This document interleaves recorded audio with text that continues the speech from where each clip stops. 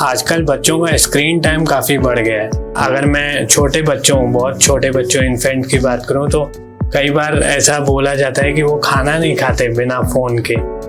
तो ये उनकी मेंटल हेल्थ को कैसे अफेक्ट करता है या मेंटल डेवलपमेंट को कैसे अफेक्ट करता है?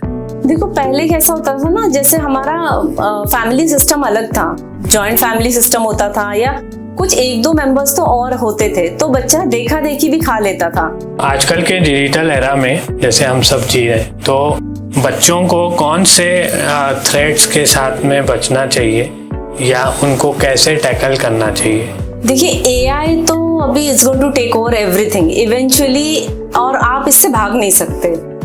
तो जैसे आजकल के प्यूबर्टी एज में, जब 13 इयर्स के एज में मेंस्ट्रुएशन या प्यूबर्टी की एज आती है, तो उसमें स्पेशली विमेन को कैसे हैंडल करना चाहिए? पहले जमाने में जब लड़कियां इस एज में आ जाती थी, प्यूबर्टी हिट करती थी या मेंस्ट्रुएशन की एज आ जाती थी, तो घर में बहुत सारे लोग होते थे, एल्डर्स। आजकल लेट पेरेंट बनते हैं, या आजकल एक नया कॉन्सेप्ट आया है डिंग, डबल इनकम नो चाइल्ड या नो किड। क्या आप इसको सही मानते हैं? डबल इनकम नो किड की जो बात है, वो तो मतलब मुझे लगता है इतना सेल्फिश और सेल्फ सेंटर्ड इंसान बन जा रहा है कि वो देना नहीं चाह रहा है। आपके हिसाब से परफेक्ट पेरेंटिंग नाम की कोई चीज है ma'am? Let me burst the bubble for you.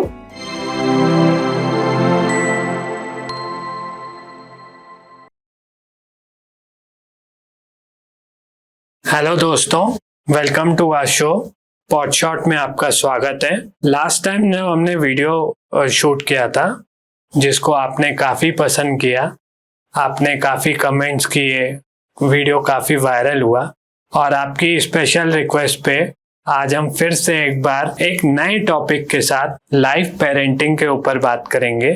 But हमारे एग्जिस्टिंग गेस्ट, जिनके साथ हमने पहले पॉडकास्ट शूट किया था, मंजू कायरा मैम के साथ। Welcome to our show ma'am, कैसे हैं आप? So much, thank you, I am very well, how are you? I am good ma'am, thank you ma'am. It's a pleasure that आप फिर से हमारे शो में आए। It's an extreme pleasure to me also, because parenting मेरा सबसे favourite नीश है, और देखते हैं आज ये हमारी जो बातचीत है वो किस तरफ जाती है। बिल्कुल मैम, अच्छा ही होगा, क्योंकि लास्ट पॉडकास्ट भी काफी वायरल हुआ था एंड लोगों ने काफी कमेंट किया था कि आपके साथ फिर से पॉडकास्ट करना है। होपफुली आज हम हमारे ऑडियंस को पेरेंटिंग के इनसाइट्स पे, कुछ नई चीजों पे बात करने की कोशिश करेंगे, और हम भी समझने की कोशिश करेंगे कि ये नई दिशा हमको कहाँ ले जाती है। बिल्कुल मैम, स्टार्ट करते हैं। मैं पहला क्वेश्चन पूछता हूँ आपसे। आजकल डबल इनकम कॉन्सेप्ट पे लोग काम कर रहे हैं, मीन्स हस्बैंड वाइफ दोनों वर्किंग है, तो कैसा है कि दोनों ऑब्वियसली इनकम बेटर होगी, लेकिन इस बीच वो बच्चों पे फोकस नहीं कर पा रहे, यानी कि बच्चों को टाइम नहीं दे पा रहे। तो इससे बच्चों पे क्या इम्पैक्ट होता है? देखिए, डबल इनकम एक तो नीड ऑफ टाइम हो गया है, क्योंकि हम जिस तरीके का लाइफस्टाइल अभी जी रहे हैं और अपने बच्चों को देना चाहते हैं, जिस तरीके का एजुकेशन सिस्टम अभी बन रहा है, तो डबल इनकम की तो बहुत ज्यादा जरूरत है। तो अब है टाइम मैनेजमेंट। ये सबसे बड़ा चीज है कि हम अपने टाइम को किस तरीके से मैनेज करें, because quantity is not what matters here, it is the quality of time that you are spending with your child. तो अगर आप छोटे छोटे एक डेली रिचुअल्स बना ले कि आप बच्चे को एक हग कर रहे हैं, या बात करते समय आई कांटेक्ट कर रहे हैं, या रात को सोते समय एटलीस्ट 5 मिनट उनके साथ बैठकर उनका दिन कैसा गया, क्या आज के दिन के बारे में अच्छा था, बुरा था, इसके बारे में अगर बात कर सके उनके साथ, तो that is more than enough, rather than quantity time. तो बच्चों को इतनी जरूरत नहीं है, because no child wants a parent hovering on their head. एक बहुत ही पॉपुलर टर्म है helicopter parenting.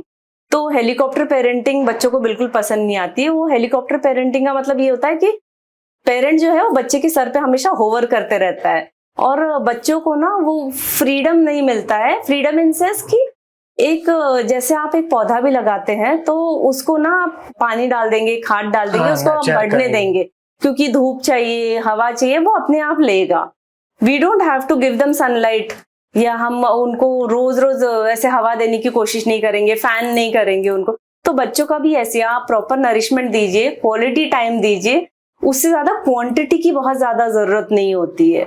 So I think अगर टाइम मैनेजमेंट हम सीख ले, और किस तरीके से उनके साथ कनेक्ट कर सके उस मिनिमम टाइम में भी, that is more important. Okay, तो बच्चों के साथ और इंटरेक्ट करना चाहिए, आप जैसा बोल रहे हैं, ताकि उनके माइक्रो मैनेजमेंट कर पाए हम। माइक्रो मैनेजमेंट तो मैं नहीं कहूंगी, बिकॉज माइक्रो मैनेजमेंट नहीं करना है। ओके, मैं यहाँ ये कह रही हूँ कि हम ना क्वांटिटी टाइम से ज्यादा क्वालिटी पे फोकस करें। ओके। कि हम अगर सुबह के 10 मिनट और शाम के 10 मिनट भी दे, पर वो इस तरीके के हो कि हम उनको कुछ सिखा सके, उनसे कनेक्ट कर सके, वो क्या सोचते हैं वो समझ सके, ताकि बाकी चीजें हम उस अकॉर्डिंग प्लान कर सके कि उतने टाइम में हम बच्चे के मन को समझ सके, आज उसको कैसा फील हो रहा है, कि हम उसको टिफिन में कुछ अच्छा दे दे कि उसका मूड बूस्ट हो जाए, कि उसको कोई स्कूल में परेशान कर रहा है तो वो हम किसी स्टोरी के माध्यम से वो समझने की कोशिश करें। बच्चा जब स्कूल से घर आ रहा है तो अगर हमारे पास फोन भी है तो उसको तुरंत साइड रख दे और फिर उससे बात करने की कोशिश करे, और सवाल ना पूछे कि कैसा था दिन, कैसा था दिन, वो खुद ही भरा पड़ा है, उसको बोलना है। तो जस्ट अगर हम खुशी से उसको हग भी कर ले, स्माइल भी कर ले, तो ही विल ओपन अप, और जैसे जैसे वो ओपन अप होता है तो हमको समझ में आएगा कि वो क्या चाहता है, और उसके अकॉर्डिंग हमको जो अगले हमने 5-10 मिनट उसको देने के सोचे हैं वो डिसाइड करे कि अब ये 5-10 मिनट में हमको उसके साथ क्या करना है। राइट। तो मैम वही जैसे आपने बोला उसी पे फॉलो अप क्वेश्चन है कि आजकल बच्चों का स्क्रीन टाइम काफी बढ़ गया है। आप देखते हैं कि काफी टाइम बच्चे फोन पे रहते हैं, या अगर मैं छोटे बच्चों, बहुत छोटे बच्चों, इन्फेंट की बात करूं तो कई बार ऐसा बोला जाता है कि वो खाना नहीं खाते बिना फोन के। तो ये उनकी मेंटल हेल्थ को कैसे अफेक्ट करता है, या मेंटल डेवलपमेंट को कैसे अफेक्ट करता है? देखो पहले कैसा होता था ना, जैसे हमारा फैमिली सिस्टम अलग था, जॉइंट फैमिली सिस्टम होता था, या कुछ 1-2 मेंबर्स तो और होते थे, तो बच्चा देखा देखी भी खा लेता था, एक कंपटीशन आपस में ही हो जाता था, देखो बाबा खा रहा है आप भी खा लो, दीदी खा रही है आप भी खा लो, देखो देखते हैं कौन फर्स्ट आ रहा। तो ये एक रेस, एक कॉम्पिटिटिव, मतलब इंसान, हर इंसान में, बच्चे में ये कॉम्पिटिटिव भावना होती है, तो कम से कम वो कॉम्पिटिटिव भावना से तो वो जल्दी जल्दी खा लेता था। अब ये हो गया कि हर एक का शेड्यूल अलग हो रहा है, मम्मी अलग टाइम पे खा रही है, पापा अलग टाइम पे खा रहा है, बच्चे का टाइम अलग है, तो एक घर में जो एक कम्युनिटी की तरह हम लोग खाते थे, एक फैमिली की तरह खाते थे, वो सिस्टम चला गया। तो और अब बच्चा बोर्ड है, उसको कुछ ना कुछ कांस्टेंट स्टिमुलेशन नहीं मिल रहा है, तो फिर उसको फोन दिखा दिया कि हमको भी काम खत्म करना है, हमको स्टोरी नहीं बतानी है। पहले मम्मी लोग क्या करते थे कि कहानियां बताने लग जाते थे, या बच्चा कुछ कहानी बताने लगता था। अभी पेरेंट के दिमाग में कुछ फाइल रन हो रही है, उसको काम खत्म करना है, खाना खत्म देना है, बस खाना खत्म करना है, क्योंकि इसके बाद बच्चे की अगली क्लास है, तो दिमाग में चल रहा है क्लास जाना है, जल्दी जल्दी खाओ क्लास जाना है। तो वो उस मोमेंट को भी एंजॉय नहीं कर रहे, वो जो एक प्रोसेस है फीड करने का, जिस टाइम पे वो बॉन्ड कर सकते थे, वो भी रश में निकल जा रहा है। तो सबसे इजी तरीका लगता है कि इसको फोन पकड़ा दो, तो वो देखते देखते बच्चे को पता ही नहीं। इससे एक ड्रॉबैक ये भी हो रहा है कि बच्चे का माइंड रजिस्टर नहीं करता है, खा लिया, नहीं खाया, कम खाया, ईटिंग डिसऑर्डर्स भी इससे डेवलप हो रही है। बच्चों को, क्योंकि माइंड रजिस्टर नहीं करता है कि खा लिया, तो माइंड तो पेट को सिग्नल भेजता है कि खाना हो गया है, खा लिया है, इतना खाना है, अब और नहीं खाना है, वो भी नहीं हो पा रहा है। तो डेफिनेटली ये बहुत बड़ा चैलेंज है, पर कहीं ना कहीं ये पेरेंट्स ने ही इंट्रोड्यूस किया है बच्चे को। बहुत सारे डेफिशिएंसीज भी बॉडी में आ गए। बॉडी में डेफिशिएंसीज इसीलिए आए क्योंकि हमारा सिस्टम ठीक से वर्क नहीं कर रहा है। खाने में भले वो न्यूट्रिएंट्स आ रहे हैं हमारे, लेकिन सिस्टम फंक्शन नहीं कर रहा है, तो एब्जॉर्प्शन नहीं होता है बॉडी में न्यूट्रिएंट्स का। हमारा डाइजेस्टिव जूसेस ठीक से नहीं निकलता। अब डाइजेस्टिव जूसेस कैसे निकलते हैं? जो खाने का जो तरीका सही होता था, पहले हम उसको आंखों से खाते हैं, अपने आंखों से देखते हैं, फिर जो खाना बनता है वो सिजलिंग का साउंड, वो भी स्टिमुलेट करता है हमारे एपेटाइट को, स्मेल, खुशबू आती है, फिर टच से, वो सारा बाईपास करके सीधा चम्मच से मुंह में जा रहा है। डाइजेस्टिव जो जूसेस है वो पहले हमारे मुंह में बनते हैं सलाइवा से, वो ही नहीं, जब हम वो देख नहीं रहे, हम सुन नहीं रहे, सूंघ नहीं रहे, छू नहीं रहे, तो वहीं से वो प्रोसेस शुरू नहीं हो रहा है, तो न्यूट्रिएंट्स अब्सॉर्ब ही नहीं हो रहे बॉडी में ठीक से। ये फैक्ट है मैम, आपने जैसे बोला। और मैम क्या होता है ना, जब आप किसी के साथ इक्वली ट्रीट करते हैं, इक्वली ट्रीट मतलब कि आपने ऑब्वियसली एज के हिसाब से एक्सपीरियंस तो गेन कर लिया है, लेकिन जब आप पेरेंट तो छोटे, मतलब बच्चा 2 साल का है, जैसे आप भी कहते हैं कि बच्चा 2 साल का है, तो आप पेरेंट भी 2 साल के, आप उसको करेक्ट करने में चले जाते हैं, मतलब रादर देन वो एंजॉय करना, वो फेस को एंजॉय करने के बजाय आप उसके करेक्शंस एंड जजमेंट्स में चले जाते हैं। करेक्ट। मुझे ऐसा लगता है। तो जैसे अगर फर्ज करो पेरेंट की उम्र 40 साल की है और उनके बच्चे की उम्र 10 साल की है, तो आप मुझे बताइए कि वो पेरेंट कितने साल का है? 10 साल का। 10 साल का ना। ये पेरेंट, बहुत सारे पेरेंट्स ईगो में समझते नहीं कि मैं 10 साल का पेरेंट हूँ। उनको लगता है, बोलते मैंने 40 बारिश देखी है। तो 40 बारिश हमने पेरेंट होकर तो नहीं देखी है। हाँ, राइट। हाँ, आपने वो जमीन पे रेंगने से लेके का सफर यहाँ 40 साल में पूरा किया है। राइट। तो that comes from a lot of ego कि हम ना सोचते कि हम परफेक्ट हैं। वो 10 साल में हम 1 साल के, 2 साल के, 3 साल के बन के 10 साल के पेरेंट बने हैं, जैसे वो 10 साल का बच्चा बना है। तो पेरेंट्स को अपना ईगो साइड में रख के समझना चाहिए कि अगर कुछ बच्चा कुछ कहने की कोशिश कर रहा है, and today's children are very smart, और हम कैसे समझ सकते हैं अगर वो हमारे बच्चे, तो हम अगर अपने आप को इतना स्मार्ट समझते हैं तो हम ऐसे कैसे समझ सकते हैं कि वो बच्चे को बिल्कुल अकल नहीं होगी? How do we underestimate our own genes and not understand that कि they can come up with something new? That means the parent is ignorant. वो नहीं समझना चाहता है कि मतलब मैं भी कुछ नया सीख सकता हूँ, और फिर वो निक पिकिंग शुरू कर देता है। कई बार जब बच्चा बताता ना कि मम्मी ऐसे नहीं ऐसे होता है, या पापा ऐसे नहीं ऐसे होता है, वो बोलते अरे तुझे क्या समझ में आता है, मैं पापा हूँ, मैं बताऊंगा, मैं मम्मी हूँ, मुझे पता है, तुमको क्या पता है, अभी तुमको समझ नहीं है दुनिया की। वो काफी डोमिनेटिंग हो जाते हैं। हो सकता है बच्चा गलत भी हो, लेकिन पहले उसके सवाल को वैलिडेट करो, उसके पॉइंट को वैलिडेट करो। राइट। वरना अगली बार वो कोई पॉइंट उठाकर लाएगा ही नहीं, and then he will find friends and you don't know if the friends are good और bad, and what kind of influence they are going to get on your kids. Exactly. इसी पे ma'am एक movie आई थी animal, या आपने कबीर सिंह भी देखी थी। तो इसमें मूवीज में क्या दिखाते हैं, स्पेशली इस मूवी में, कि फादर एंड सन का रिलेशन है, एंड बट हो क्या रहा है कि वो फादर इतने डोमिनेटिंग है टुवर्ड्स सन कि अब बच्चा भी ट्रॉमेटाइज्ड हो गया, और फिर कहने को ये प्योर रिलेशन है फादर मदर या सन डॉटर इस तरीके के, लेकिन कैसा है कि सिनेमा के थ्रू इसको बहुत ही वॉयलेंट या आई वुड से थोड़ा एब्यूजिव ट्रॉमा टाइप में दिखाया गया है। तो आप इसको कितना सही मानते हैं? हमारे सोसाइटी के लिए ऐसे मूवीज बहुत ही खतरनाक है, क्योंकि here we are romanticising aggression, violence, domestic violence, जो हम कहते हैं कि क्राइम है, वहां हम हीरोइक एक्ट बता रहे हैं इस मूवी में। तो जो बच्चे को समझ नहीं है, जो टीनेजर्स जो गर्लफ्रेंड बॉयफ्रेंड बना रहे हैं, स्पाउस बना रहे हैं, उनको लगेगा कि हीरो ऐसा होता है। हाँ, राइट। कि वो अपने स्पाउस को पीट सकता है, या इतना डोमिनेटिंग होगा कि मतलब पूरे फैमिली को दबा कर रखता है, तब वो हीरो बनेगा। It's a very wrong projection. Our society, our children shouldn't see and idolise such movies. और मुझे लगता है कि जब हम ऐसे मूवीज को दिखाते हैं बच्चों को, तो अगर देख भी रहे हैं तो 10 मिनट उनके साथ बैठ जाइए और बैठिए, बिकॉज इट इज अवेलेबल। बैठिए, देखिए और उनको बताइए, उनको पूछिए, बताने से ज्यादा उनको पूछिए कि आपको क्या अच्छा लग रहा है इसमें। हाँ, राइट। जब आप उनके व्यूज समझेंगे, या वो जब भले वो ऐसे नहीं सोच रहे पहले, जब हम उनको पूछेंगे तब वो सोचेंगे कि अच्छा मैंने इसमें क्या ढूंढना है, what am I suppose to understand from this. और शायद वो जब बताने लगेंगे तो उनको लगेगा कि नहीं ये गलत है। इस तरीके से हम उनका मॉरल कंपास को एक्टिवेट कर सकते हैं। Okay. और जब तुम उनका मॉरल कंपास एक्टिवेट करते हैं तो भले उनको बुरी चीजें उनके सामने आ भी जाएंगी तो उनको समझ में आएगा कि ये बुरा है, बिकॉज हम टोटली ये चीजों से उनको अलग नहीं कर सकते। ये चीजें उनके सामने आएंगी, पर अगर उनका मॉरल कंपास स्ट्रांग होगा तो उनको पता चलेगा कि ये गलत है, ये सही है। एटलीस्ट वो स्टेटमेंट दे पाएंगे, वो क्रिटिसाइज कर सकेंगे इन चीजों को जो गलत है, जो समाज के लिए खराब है। तो आई थिंक ये बहुत जरूरी है कि बट क्या मैम बच्चे ओपनली शेयर करेंगे अपने पेरेंट्स के साथ, या हमारा आजकल सोसाइटी ऐसी है या आज के जनरेशन में पेरेंट्स इतना फ्रैंक हैं बच्चों के साथ कि बच्चे उनके साथ ओपनली शेयर करें ये बातें? देखिए, ये हमारा बॉन्ड किस तरीके से हम बिल्ड करते हैं उस पर डिपेंड करता है। नॉट नेसेसरी हम उसको टर्म ही दे कि ये दोस्त ही है।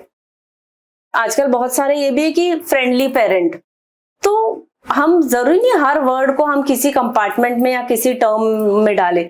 लेकिन एटलीस्ट एक ओपन कम्युनिकेशन अगर रहे कि बच्चा जो बोल रहा है हम सुनने की क्षमता रखे। एज अ पेरेंट सुनने की क्षमता होना बहुत बड़ी बात होती है। हम पहले उसी के लिए तैयार हो जाए कि वो कोई भी व्यूज ला रहा है, पहले उसको मना ना कर दे, शन ना कर दे उनकी व्यूज को, पहले वैलिडेट करे, उस सवाल को समझने की कोशिश करे और फिर उसको रिएक्ट करे। हम क्या करते हैं, तुरंत हमको रिएक्शन देने की आ जाती है कि बोला ही कैसे, पूछा ही कैसे, तुरंत हम जजमेंट्स पास करना, क्योंकि जजमेंट्स पास करना बहुत आसान है। शांति से बैठ के कोई बच्चे की बात सुनना, इट टेक्स करेज, क्योंकि उसमें ना ईगो बहुत साइड में रखना पड़ता है। एज अ पेरेंट मतलब हम ऐसे कल्चर से आते हैं, हमारे सोसाइटी में बहुत डीपली ये रूटेड है कि पेरेंट्स का ईगो बहुत स्ट्रांग होता है। कि वो मानते हैं कि बच्चा है और उससे कुछ हुआ तो वो गलती होगा। पर मेरा मानना ये है कि बच्चे ही गलती कर सकते हैं, क्योंकि इसका एक साइंटिफिक रीजन ये भी है कि बच्चे जो होते हैं 21 की एज तक, जो एडोलेसेंस एज बोलते हैं, when I coach parents I call my self adolescence coach, क्योंकि एडोलेसेंस जो एज है वो एज ऑफ 21 तक होती है। क्योंकि 21 की एज तक हमारा प्री फ्रंटल जो कॉर्टेक्स होता है, जो हमारा फ्रंटल लोब होता है, उसका डेवलपमेंट होता है। जो 18 की एज में बच्चे वोट करते हैं वो तो उनको राइट्स भी नहीं होना चाहिए, क्योंकि उनका प्री फ्रंटल लोब पूरा डेवलप ही नहीं होता है। तो सरकार क्या चुनेंगे? हाँ, सही बात है। तो let's come to this point कि उनका तो इतना माइंड का ग्रोथ ही नहीं होता है। 21 तक बच्चे की गलती, मतलब उनका गलती कर सकते हैं, उनका गलती एक्सेप्ट होना चाहिए, हमको उनको समझाना चाहिए। बिकॉज हम बोलते हैं ना 15 साल का हो गया, समझ नहीं आ रहा है, ये कैसे किया, नहीं समझ में आ रहा है। We should understand that they have made mistake. हमको उनकी गलतियां समझने की जरूरत है, ना कि उनको करेक्ट करने की जरूरत है। ठीक है, उनसे हो गया, उसको एक्सेप्ट करो, आगे ना हो उसके लिए हम तैयार कर सकते हैं। पर गलती वही कर सकते हैं, एडल्ट नहीं कर सकते। यहाँ पे एडल्ट गलती करके निकल जाते हैं और बच्चों को गलती करना अलाउड नहीं है। It's a very sad part of parenting paradigm which is very wrong. बच्चों को ही गलती करने का हक है। राइट। आजकल के डिजिटल एरा में जैसे हम सब जी रहे, तो बच्चों को कौन से थ्रेट्स के साथ में बचना चाहिए या उनको कैसे टैकल करना चाहिए? देखिए, एआई तो अभी it's going to take over everything eventually, और आप इससे भाग नहीं सकते, क्योंकि एआई इस तरीके से आपके लाइफ में आ गया कि मतलब कि आपके लाइट, फैन, टीवी, फ्रिज, हर चीज तक एआई आ गया। मतलब आप बटन के क्लिक से उसको अपने डोर ओपन कर लीजिए। तो इसमें सबसे सेफ तरीका यही है कि अवेयर रहे और अपने बच्चों को इसके थ्रेट्स के बारे में बताएं। और जैसे एआई आता है तो बहुत सारे पासवर्ड्स और ये सारी चीजें इंक्लूड हो जाती है। तो जितना छोटा बच्चा आजकल एआई को इंट्रोड्यूस हो रहा है, एट अ डोमेस्टिक लेवल में बोल रही हूँ मैं, तो अभी ऊपर के लेवल की बात भी नहीं कर रही हूँ। तो जैसे आपका डोर लॉक भी है जो एआई से खुल रहा है, आपके मशीन से, आपके कमांड्स पे खुल रहे हैं। तो आपके अपने बच्चों के साथ इतना ट्रस्ट बिल्ड करना चाहिए, उनको समझाना चाहिए कि how dangerous it is to share all this with your friends or with any unknown person। उसके बाद ये आ गया कि हम क्या डिजिटल डिवाइसेस पे अपने क्या क्या देख रहे हैं। तो एक तो ये सारा अनसेंसर्ड है। हमारे कंट्री में अभी तक इसके लिए कोई रेगुलेशन नहीं आया, अनलाइक यूके एंड अभी रिसेंटली ऑस्ट्रेलिया ने भी किया है। तो हमारे देश में तो अभी तक ऐसा कोई रेगुलेशन नहीं आया कि एक सर्टेन एज तक का बच्चा इसको एक्सेस नहीं कर सकता है या इस डिवाइसेस पे यूज नहीं कर सकता है, या ऐसा कोई रेगुलेशन हमारे कंट्री में नहीं है। So the only way out is to make our child aware, और उसको इतना विश्वास दिलाए कि अगर कुछ गलत हो भी जाता है, जैसे everybody is on social media, their pictures are there on social media, they can be misused. उसको किसी पॉर्न पे डाल सकते हैं या किसी भी तरीके की एक्टिविटीज में किसी का पिक्चर यूज हो सकता है, ब्लैकमेल हो सकता है। कह देंगे कि आप ये कर दीजिए नहीं तो आपके पिक्चर्स वायरल कर देंगे, पेरेंट्स को दिखा देंगे, ईमेल कर देंगे। तो ये सारे थ्रेट्स उनको आ सकते हैं और ये हमको एंटिसिपेटरी समझना है और बच्चे को बताना है कि दिस कैन हैपन।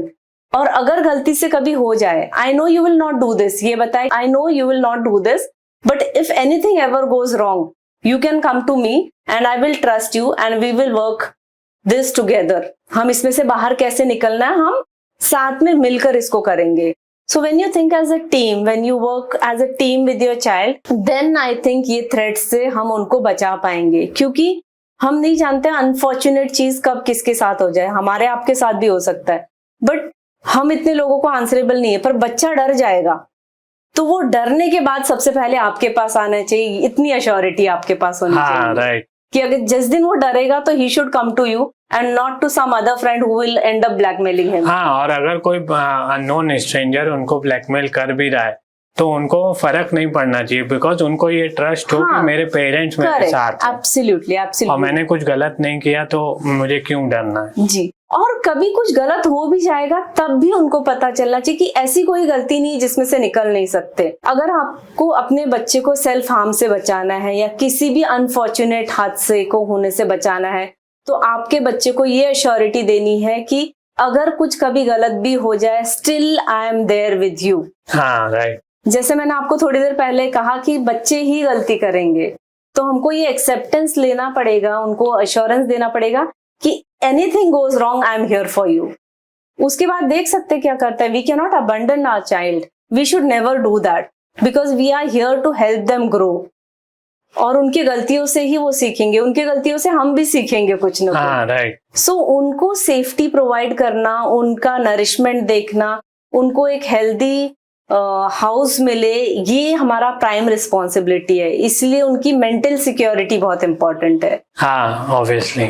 और मेंटल हेल्थ पे हम काफी बात करते हैं आजकल, और यहीं से डेवलप होगी, मतलब जब हम उनके साथ बॉन्डिंग करेंगे। या जब हमारा ट्रस्ट बिल्ड होता है बच्चे के साथ, अगर उस तरीके का फेथ है कि मेरे से जो भी हो जाए मैं जाके मम्मी को बताऊंगा, तो मम्मी भले थोड़ा सा डांट भी देगी लेकिन ये हम लोग इसको ठीक कर सकते हैं। हाँ राइट। पर ये तो आएगा पेरेंट्स की तरफ से, ये मम्मी पापा को बताना पड़ेगा कि बच्चे जो भी हो जाए, I am there with you. Right. तो ये पेरेंट्स का ही रिस्पॉन्सिबिलिटी है। We can not expect a child कि तुमने मुझे आकर बताया क्यों नहीं, आपने वो बिल्ड ही नहीं किया, आपने डरा धमका के रखा, उसको गलती करने पे पीटा है अच्छी तरीके से, तो वो नहीं आकर बताएगा। गलती करने पे आप उसको डांट सकते हो, लेकिन पहले एक्सेप्ट करो कि हाँ ठीक है, कोई बात नहीं, हम करेंगे, दोबारा मत करना, चलो this went wrong, next time we will see to it that it doesn't happen. Right. और इनफैक्ट मैम कई कंट्रीज ने आजकल सोशल मीडिया को छोटे बच्चों के लिए, या आई वुड से 15-16 ईयर्स तक बैन किया है। जैसे अभी रिसेंटली ऑस्ट्रेलिया का न्यूज सुना है आपने, तो उन्होंने बैन किया है, या यूके ने भी। तो इंडिया ऐसे कदम क्यों नहीं उठा रहा है, या उठाने के उसमें है? आई थिंक हाई टाइम कि ऐसा होना चाहिए, क्योंकि हमने शुरू से कोई रेगुलेशन लाया नहीं, बनाया। देखो बहुत सारी चीजें यूएस में बनती है, लेकिन उसको वो लोग पेड गेम्स खेलते हैं, हम लोग फ्री में खेलते हैं। हाँ राइट। तो ये रेगुलेशन कोई बच्चा नहीं लाएगा, ये रेगुलेशन एज एडल्ट्स हमको लाना है, एज पॉलिसी मेकर हम लोग को लाने की जरूरत है, क्योंकि बच्चे की कोई गलती नहीं है। उसको तो हम फ्री गेम्स परोसेंगे, वो खेलेगा, हम उसको बर्गर देंगे वो खाएगा, हम पिज्जा देंगे वो खाएगा। So mental consumption, oral consumption जो हम देंगे वो लेने वाला है, तो वो तो बच्चे की कोई गलती नहीं है ना, वो तो as policy makers we are failing. हाँ right. We are failing as policy makers, then we are failing as parent, and ultimately the child is suffering. So जो iPad babies बन रहे हैं, या जो बच्चे बिल्कुल एडिक्टेड हो चुके हैं फोन के लिए, उनकी इतनी गलती नहीं है जितनी एज सोसाइटी हमारी गलती है, एज पॉलिसी मेकर्स हमारी गलती है, एज गवर्नमेंट हमारी गलती है कि हम वो रेगुलेशन नहीं ला पा रहे अपने देश में। अब इसके जो भी अल्टीरियर मोटिव्स होंगे, लेकिन सफर हमारा बच्चा कर रहा है। तो अभी मैम हम एक नए सेगमेंट पे आगे जाते हैं, हेल्थ एंड हाइजीन। तो जैसे आजकल के प्यूबर्टी एज में, जब 13 इयर्स के एज में मेंस्ट्रुएशन या प्यूबर्टी की एज आती है, तो उसमें स्पेशली विमेन को कैसे हैंडल करना चाहिए, ये एक क्वेश्चन था मेरा। तो पहले जमाने में जब लड़कियां इस एज में आ जाती थी, प्यूबर्टी हिट करती थी या मेंस्ट्रुएशन की एज आ जाती थी, तो घर में बहुत सारे लोग होते थे, एल्डर्स, जो उनको बताते थे कि ऐसे करना है, अब ये होगा। और घर में और बहुत सारे जो होते थे, मतलब मदर तो बाद में बताती थी, घर में और सारे एल्डर कजन्स होते थे, दादी होती थी, बुआ होती थी, वो सारे लोग, बहुत सारे, मतलब सिस्टमैटिक एजुकेशन हो जाता था घर में ही, ना चाहते हुए बच्चे एजुकेट हो जाते थे। पर सिंस अभी वो न्यूक्लियर फैमिली सिस्टम आ गया है, तो ये सारा एजुकेशन अगर पेरेंट्स टाइमली नहीं कर पाते हैं, right at the age of 8 and 9, if they do not start, then they listen from their friends, then they go on the internet, and maybe they don't get the right information. So I think it's an appeal to the parents कि boys and girls दोनों की जो puberty का जो as आ जाता है उस time उनको ये सब चीजों के बारे में एजुकेट करने की रिस्पॉन्सिबिलिटी मदर और फादर दोनों की है. You cannot rely on the internet or the friends to educate them on this, because this is a very important aspect of life. It is as important as washing your hands before eating food. तो जैसे हम वो सारी चीजें हमारा दिनचर्या बच्चों को सिखाते हैं, ये सारी चीजें भी पेरेंट्स को ही सिखानी चाहिए, ना कि डिपेंडिंग ऑन द सोसाइटी और द इंटरनेट ऑन दैट. हाँ राइट. बच्चों में स्पेशली सिबलिंग्स में कंपैरिजन बहुत होता है. जैसे यंग सिबलिंग्स अपने एल्डर को बोलते हैं कि मेरे साथ में पेरेंटिंग अलग हो रही, या स्पेशली एल्डर को लगता है कि मुझे इतना प्यार नहीं मिला जितना तुम्हें मिल रहा है, या छोटे को ज्यादा लाड किया जाता है. तो इसको एज अ पेरेंट कैसे टैकल करना चाहिए? बहुत बढ़िया सवाल है, बिकॉज मेरी बड़ी बेटी भी मुझे हमेशा यही बोलती है कि यश को ये पेरेंट्स नहीं मिले. तो उसका मानना है कि we were a different set of parents when and Yash my son got a different set of parents. तो इसका जवाब ये है कि कोई भी दो बच्चों को सेम पेरेंट्स नहीं मिल सकते, बिकॉज जब पहला बच्चा आता है आप अलग एज में होते हैं, अलग मेंटल स्टेट में होते हैं, अलग फाइनेंशियल स्टेट में होते हैं, और कई बार आप अलग घर में भी होते हैं. और जब सेकंड आता है तब सर्कमस्टांसेस बहुत बदल जाते हैं. You are already a parent और वो एडिशन है फैमिली में, हर कुछ शेयरिंग में चला जाता है. जैसे पहले बच्चे के टाइम की मम्मी पापा है और एक चीज ले आए, फिर अगर दूसरा बच्चा है और मम्मी पापा एक चीज लाए तो वो हाफ हाफ हो जाती है. राइट. तो अटेंशन डिवाइड हो जाता है, हर चीज डिवाइड होती है, और एक कांस्टेंट कंपैरिजन पेरेंट्स तो नहीं करते, लेकिन एक होता है ना, एक नॉर्मल बातों में भी हम बोलते नहीं मेरे वो वाले के टाइम मुझे ये तकलीफ नहीं हुई और इस वाले के, तो वो कहीं ना कहीं सबकॉन्शियस में हम ही बच्चे के फीड कर देते हैं by unknowingly comparing our situation, not the child. हमारा जो सिचुएशन उस टाइम था और इस टाइम में, जैसे मुझे याद है कि मेरी बेटी के हम नैपीज जो वॉशेबल लगाते थे, एंड मेरे बेटे के टाइम फिर हम डायपर पे शिफ्ट हो गए. And what ever the situation was कि वो चेंज तो है, तो हम वो उसको कभी किसी से बात करते तो हम उसको दोहराते हैं. तो अननोइंगली बच्चे के भी सबकॉन्शियस माइंड में आते कि दो डिफरेंट पेरेंट्स मिले हैं, दो डिफरेंट सिचुएशन है. एंड आई रिमेम्बर अगर वो सेकंड बच्चा अगर तैयार नहीं है, हमने प्रिपेयर नहीं किया, तो मेरी बेटी ना 3-4 साल तक यही बोल के रोना शुरू करती थी कि जब से ये आया है, मतलब एवरी टाइम उसका रोना शुरू होता था, जब से ये आया है से वो शुरू करती थी. And that time I realise कि सेकंड बच्चा लाने से पहले वाले बच्चे का मेंटली उसको प्रिपेयर करना बहुत जरूरी है. एंड वहां मैं चूक गई थी. Of course I took care of it later, लेकिन हाँ, जब दूसरा बच्चा आप प्लान करते हैं तो आपका पहला बच्चा मेंटली तैयार होने के लिए, मतलब सिर्फ पेरेंट्स को तैयार होने की जरूरत नहीं, आपके बच्चे को भी तैयार होना बहुत जरूरी है. राइट. आजकल तो डिजिटल एरा में इतना ओवर एक्सपोजर है कि घर में जब पेट भी होता है तो उसको मेंटली प्रिपेयर किया जाता है बेबी लाने से पहले. मैंने देखा है कि वो उनका कपड़ा उसको स्निफ करवाते हैं ताकि वो एक्सेप्ट कर ले बेबी को. तो मुझे लगता है एक सेकेंड चाइल्ड लाने से पहले तो बड़े वाले का मेंटल प्रिपरेशन बहुत इंपॉर्टेंट है. उससे कॉन्फ्लिक्ट्स खत्म तो नहीं हो जाएंगे, कंपैरिजन खत्म तो नहीं हो जाएंगे, but at least we will be able to prepare them. और मेंटल प्रिपरेशन किसी भी चीज के लिए बहुत इंपॉर्टेंट होता है, तो उनके लिए इजी हो जाएगा, हालांकि इट्स अ जर्नी. तो मैम ये ओवर केयरिंग पेरेंट्स, कई बार इस सब चक्रों में कई बार पेरेंट्स ओवर केयरिंग हो जाते हैं, तो वो आपको क्या लगता है वो कितना सही है, या वो बच्चों को इमोशनली वीक करते हैं? बीइंग ओवर केयरिंग और over possessive about the child can be very dangerous for the child. Okay. Because जब आप अपने बच्चे को गिरने नहीं देते, आप उनको गलत नहीं होने देते, तो वो सीखेंगे नहीं. और जब तुम गिरते हो और आपको चोट लगती है, और जब उसके बाद जो खड़े होते हैं ना, उसको रेजिलियंस बोलते हैं. राइट. और वो रेजिलियंस आएगा तभी जब तुम खुद गिर के खड़े होगे. तो कई बार मैंने लोगों को सुना है कि तू मेरे गलतियों से सीख. हाँ. राइट. आपकी गलतियों से वो सिर्फ रिजल्ट देख सकता है कि ये नहीं करने से ये होगा या ये करने से ये होगा, लेकिन जो रेजिलियंस है वो नहीं आएगा, वो खुद के गिर के उठने से ही आएगा। So when you become over caring, over protective, तो आप अपने बच्चे की ना ग्रोथ एक तरीके से रोक देते हो। मैंने ना कहीं पढ़ा था, are we making our playgrounds too soft. मतलब हमको याद है जब हम खेलने जाते थे तो हमको इतनी चोटें लगती थी, पर अगले दिन फिर भी हम खेलने जाते थे और उसमें पट्टी भी नहीं लगती थी। फिर गिरते थे, फिर उसमें से खून निकलता था, पर उसके वजह से हम में जो स्ट्रेंथ डेवलप हुआ ना कि गिर के उठना कुछ नहीं होता है, हील हो जाते हैं, ठीक हो जाते हैं। ये जो वर्ड है ना, हील, हर्ट, ये साइकिल में चलता है। हाँ, राइट। जो हर्ट होता है वही हील होता है, और जो हील होता है वही आगे बढ़ सकता है।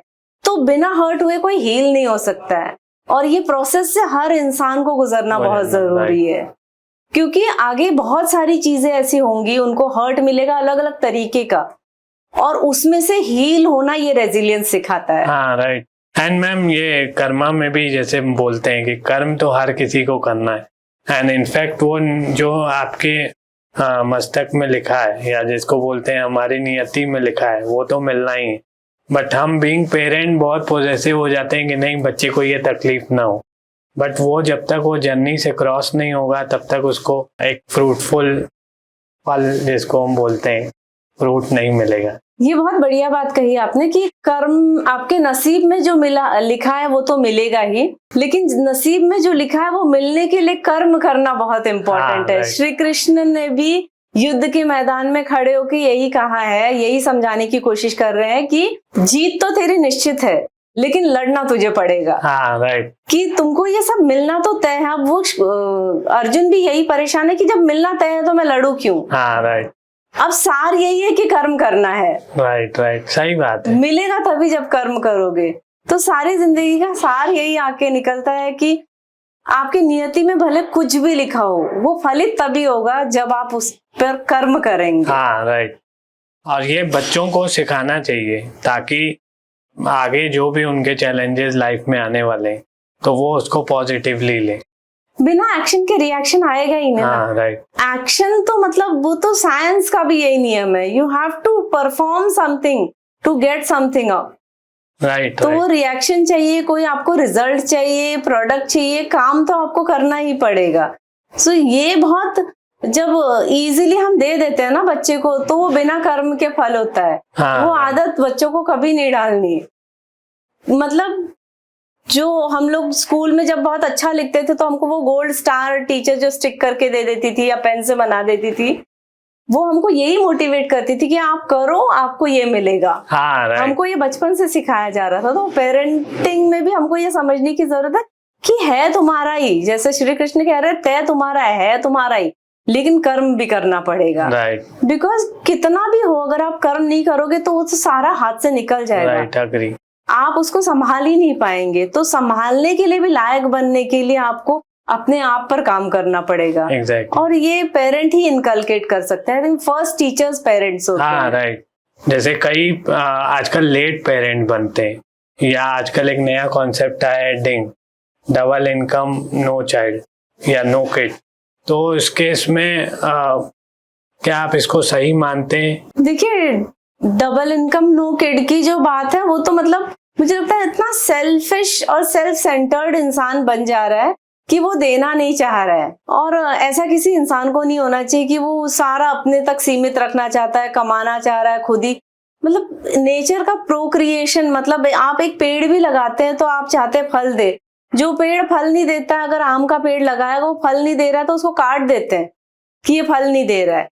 तो जिसका जो पर्पस है, मतलब ह्यूमन का पर्पस है कि आप अपने लीनिएज को आगे बढ़ाए, आपकी जो सभ्यता संस्कृति है उसको आगे बढ़ाए, तो उसके लिए प्रोक्रिएशन नेचर का लॉ है, वो बहुत इंपॉर्टेंट है। नेक्स्ट ये है कि अगर बच्चे आपको बहुत लेट हो रहे हैं लाइफ में, समझो आपको 40 की एज में अगर बच्चा हो रहा है, तो बाय द टाइम, और बच्चे जैसे मैंने बताया कि 21 ईयर्स तक एडोलेसेंस एज होती है, वो नहीं होते हैं बड़े, भले वो 18 ईयर्स में गाड़ी चलाने लगे, बट उनका मैच्योरिटी लेवल नहीं आता है। यू कैन नॉट टेल कि आप पूरी तरीके से अब सक्षम हो और अपना जीवन निर्वाह कर सकते हो, ऐसा नहीं हो सकता है। तो अगर 40 की उम्र में आपको बच्चा हो रहा है और आप जब 60 साल के हो रहे हो तब भी आपका बच्चा मैच्योर नहीं हो रहा, तो it is a very sad thing. क्योंकि हम ऐसा मानते हैं कि हम ऐसे जनरेशन से भी आए कि फिर तो आगे कोई जनरेशन में अपने नाती पोते ग्रैंड चिल्ड्रन देख ही नहीं पाएंगे। तो विच इज वेरी सैड, क्योंकि फिर बच्चे भी लोनली हो जाएंगे। अभी 60 साल के बुजुर्ग को अगर छोटे बच्चे हैं तो आप देख सकते हैं कि what will they have, they will not have the energy, the mental state to give to the child, to provide. Plus जैसे ही बच्चा बड़ा होता है उस पे बुजुर्ग माँ बाप की जिम्मेदारी आ जाती है। हाँ, right. The child will not be able to live his life, will not be able to enjoy life. बचपन से हुआ, कॉलेज हुआ, और जैसे ही उसने अपना करियर शुरू किया उस पे अब एल्डरली पेरेंट्स की रिस्पॉन्सिबिलिटी आ गई। It's a very sad life for the child. हम यहाँ अपनी लाइफ एंजॉय करने के बारे में अगर सोचे और 40 साल तक बच्चा नहीं ला रहे हैं अगर फैमिली में, तो आप बच्चे के साथ गलत कर रहे हैं। फिर मत लाइए। हाँ, राइट, सही बात। क्योंकि वो बच्चा आपके जिम्मेदारी के बोझ के नीचे दब जाएगा। वो बच्चा जिंदगी को जी नहीं पाएगा, घूम ही नहीं पाएगा, because he will have ailing parents at home, bedridden parents at home में भी। क्योंकि जिस तरीके से लोगों का लाइफस्टाइल चल रहा है, जितने सारे डिजीजेस आ रहे हैं, लाइफस्टाइल इश्यूज आ रहे हैं, तो कितने सारे लोग बहुत हेल्दी रहने वाले हैं 60-61 तक। So it is not good for the children. Of course it's a personal choice कि उनको कितना लाइफ एंजॉय करना है और कब बच्चा लाना है, बट ऑनेस्टली स्पीकिंग कि बच्चे के लिए तो बहुत बड़ा बर्डन हो जाएगा if you are not healthy and if you are not taking care of your self. कि हाँ 60 साल का हो जाऊंगा तब भी मैं हेल्दी रहूंगा and my child will be able to live life. तो राइट एज में अगर राइट चीजें हो जाए। आजकल मैम लाइफ स्पैन भी कम हो गया है। अभी देखेंगे आप, पहले लोग 100 रहते थे, आजकल एवरेज एज 60, 65, 70। मोर्टेलिटी रेट तो इतना हाई नहीं है, लेकिन हाँ लाइफ स्पैन कम नहीं हुआ है, जो क्वालिटी ऑफ लाइफ है वो खराब हो गया है। जैसे पहले लाइफस्टाइल रिलेटेड इश्यूज 60s में आने शुरू होते थे, वो अब 40s में आ रहे हैं। डायबिटिक लोग 60 साल की उम्र में होते थे, अब 35-40 में हो रहे हैं। तो भले लाइफ आपको मिल जाएगा लेकिन क्वालिटी ऑफ लाइफ नहीं मिलेगा। You might ultimately become dependent on your children. तो यही है कि मतलब उनके साथ गलत हो जाएगा। वो अपना जीवन नहीं जी पाएंगे जैसा हम अपना जीवन जी रहे हैं। हाँ, अगर हम अपना लाइफ 40 तक बच्चा नहीं ला रहे, मतलब we have spent a good life अपना लाइफ एंजॉय करते हुए, and then you have decided for the child. But child के लिए तुम इतने अच्छे से नहीं सोच रहे हो जितने अच्छे से अपने बारे। So again it is a very selfish move. Okay, आपके हिसाब से परफेक्ट पेरेंटिंग नाम की कोई चीज है ma'am? Let me burst the bubble for you. Perfect parenting नाम की कोई चीज नहीं होती है। No parent is perfect, no child is perfect, no human being is perfect. तो जस्ट बिकॉज हम पेरेंट बन गए हम परफेक्ट नहीं हो सकते। और पेरेंट और चाइल्ड के रिलेशनशिप को अच्छा बनाने के लिए एक ही तरीका है कि आप थोड़ा सा झुक जाए इन द सेंस कि आप अपना ईगो साइड में रखें, और अगर आपका बच्चा कुछ कहने की कोशिश कर रहा है तो उसको समझने की कोशिश करें, और जब आप उसको समझ जाए फिर आप पेरेंट्स के बूट पहने और फिर उसको हल करने की कोशिश करें। क्योंकि कोई चीज ऐसी नहीं है जो किसी भी इंसान को परफेक्ट बना सकती, ना पेरेंटहुड। कोई भी हैट आप पहन लो, आप परफेक्ट नहीं हो सकते हैं। तो पेरेंट्स को भी गलतियां करने का हक है, बट पेरेंट्स को मान भी लेना चाहिए। इससे आपका बच्चा ये सीखेगा कि गलतियां करना नॉर्मल है, अलाउड है, और हम इसको ठीक कर सकते हैं। ओके, बच्चों को फाइनेंशियल लिटरेसी के बारे में अवेयरनेस देनी चाहिए आजकल के डिजिटल एरा में। फाइनेंशियल लिटरेसी तो वैसे तो घर से ही शुरू हो जानी चाहिए कि आप उसको पॉकेट मनी दे रहे हैं तो उसका डायरी नोट बना ले, उसका हिसाब किताब रखे। And secondary, financial literacy school में एज अ सब्जेक्ट भी इंट्रोड्यूस होना चाहिए, जैसे हम बाकी सारे चीजें सीखते हैं। क्योंकि फाइनेंस एक चीज है जो सबको पूरी लाइफ मैनेज करना है, तो घर से तो होना ही चाहिए, पर स्कूल में एज अ सब्जेक्ट भी इंट्रोड्यूस होना चाहिए। बिल्कुल मैम, और आप लोग पॉलिसी मेकर हैं, गवर्नमेंट के भी आप में आप बोल सकते हैं ये चीज या पॉइंट रख सकते हैं। हम कोशिश कर रहे हैं कि को नए एनईपी में हम इसको कोशिश कर रहे हैं कि हम ले आए। होपफुली ये बहुत जल्दी करिकुलम में ऐड हो जाएगा। बिल्कुल मैम, आप आए मैम, बहुत अच्छा लगा हमें। Thank you for having me. Thank you.